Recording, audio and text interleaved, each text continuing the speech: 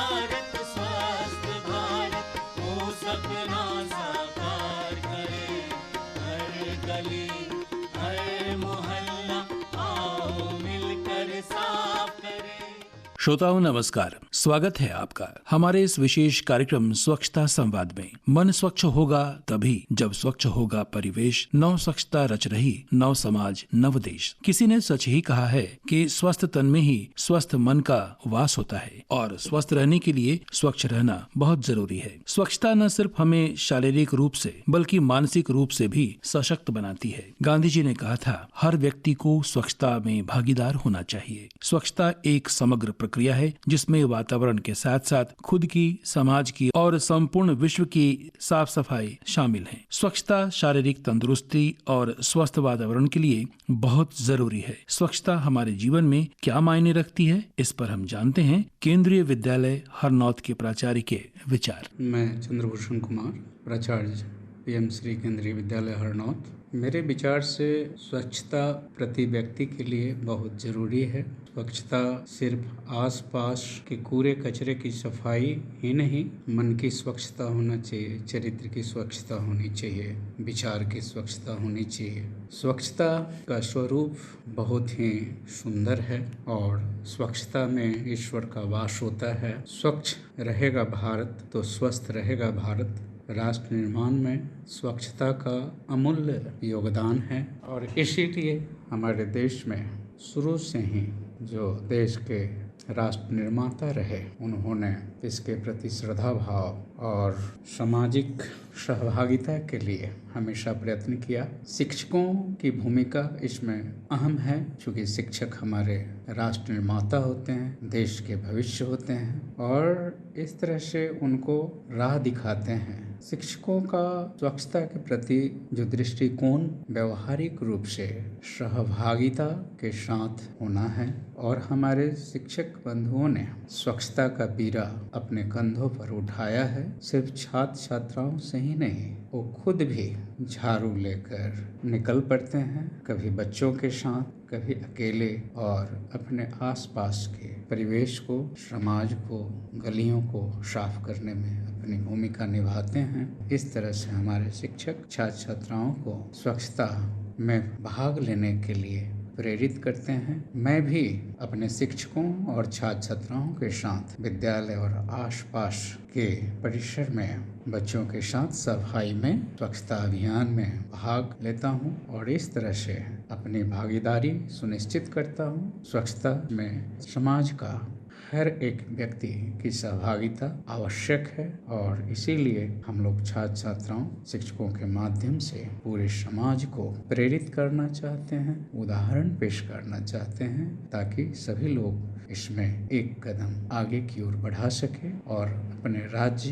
अपने राष्ट्र को विश्व पटल पर एक स्वच्छ राष्ट्र के रूप में प्रतिस्थापित कर सकें। स्वच्छता हमारे तन, मन और रोम रोम में रची बसी होनी चाहिए। किसी ने कहा है कि स्वच्छता ईश्वर का दूसरा नाम है। स्वच्छता एक इबादत है जो हमें रोगों से मुक्त करती है। स्वच्छता का हम सभी के जीवन में क्या महत्व है, जानते हैं योग शिक्षक शिवजी कुमार से। मैं शिवजी कुमार, योग शिक्षक, पतंजलि योग पीठ हरिद्वार से संबंध। स्वच्छता हमारे जीवन का अभिन्न अंग है। आप देखिए, हमारे घर में जब सुबह हमारी गृहिणियां उठती हैं या हम उठते हैं सुबह में, तो सबसे पहला काम होता है कि घर की सफाई हो। तो ये तो घर की सफाई हो गई, घर की सफाई हो गई, फिर घर का जो कचरा है वो चला गया बाहर, उसकी सफाई कैसे होगी? तो उसकी सफाई इस तरह होगी कि हम लोग उसको उचित जगह पर डालें जहाँ से वो कचरे का निष्पादन हो जाता है। तो इस तरह से हमारा घर भी साफ रहेगा, बाहर भी साफ रहेगा। तो ये तो घर और बाहर की सफाई, अगर घर भी साफ है, बाहर भी साफ है, तो वातावरण निश्चित रूप से अच्छा होगा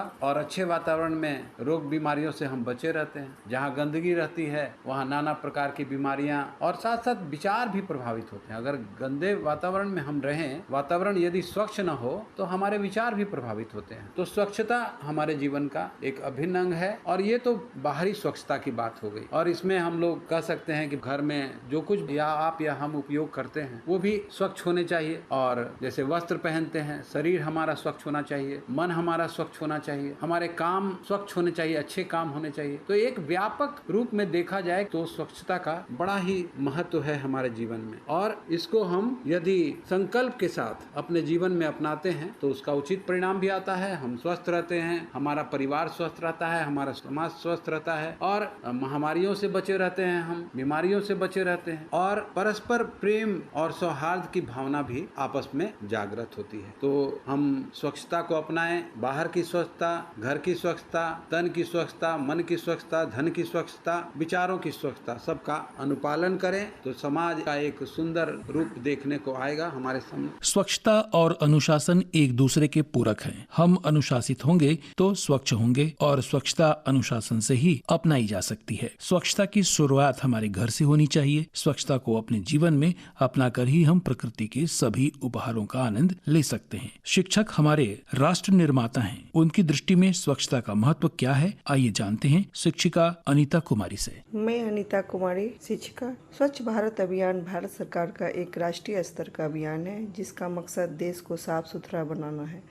इस अभियान के तहत लोगों को स्वच्छता के प्रति जागरूक किया जाता है और उन्हें स्वच्छता से जुड़ी आदतें अपनाने के लिए प्रोत्साहित किया जाता है। स्वच्छता बेहतर स्वास्थ्य और देश के सौंदर्य के लिए जरूरी है। नागरिकों का यह कर्तव्य है कि वे अपने घर, गली, मोहल्लों को स्वच्छ रखें, स्वयं न गंदगी फैलाएं और न ही किसी और को फैलाने दें। व्यक्तिगत स्वच्छता में यह चीज़ें आवश्यक रूप से शामिल है, जैसे शारीरिक स्वच्छता, नियमित स्नान, शरीर की साफ सफाई का ध्यान रखना, स्वच्छ कपड़े पहनना, हाथ मुंह धोना, समय पर नाखून, बाल काटना और दांतों की सफाई शामिल है। स्वच्छता और स्वास्थ्य का गहरा संबंध है। बस यूँ कह लीजिए ये दोनों एक दूसरे के पूरक हैं। स्वच्छता से रोगों का बचाव होता है। गंदगी में रोगाणु पनपते हैं और फैलते हैं।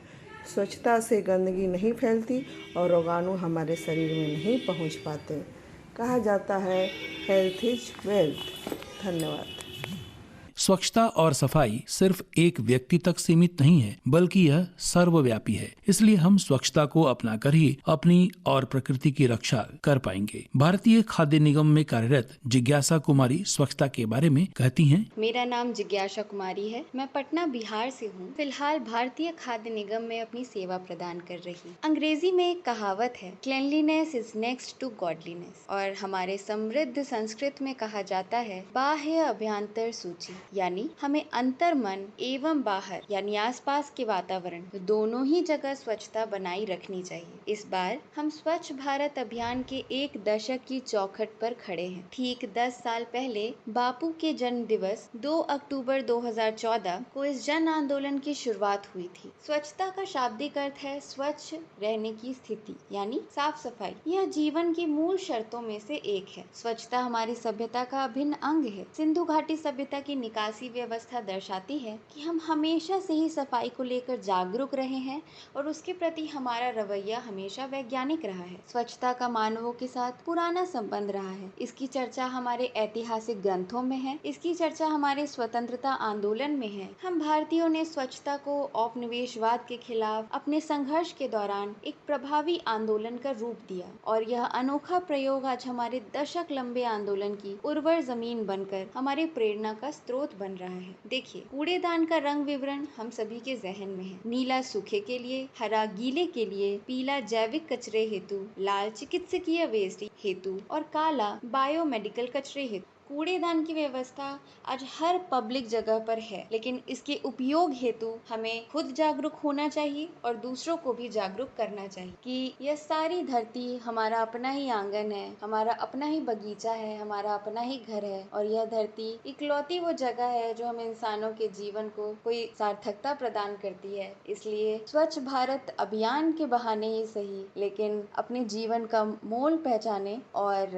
इसी के साथ मुझे उम्मीद है कि आप इस अभियान का हिस्सा बनेंगे और स्वच्छता बनाए रखेंगे। श्रोताओं, स्वच्छता संवाद कार्यक्रम के इस अंक से हमें दें अनुमति। मिलते हैं स्वच्छता संवाद के अगले अंक में। नमस्कार।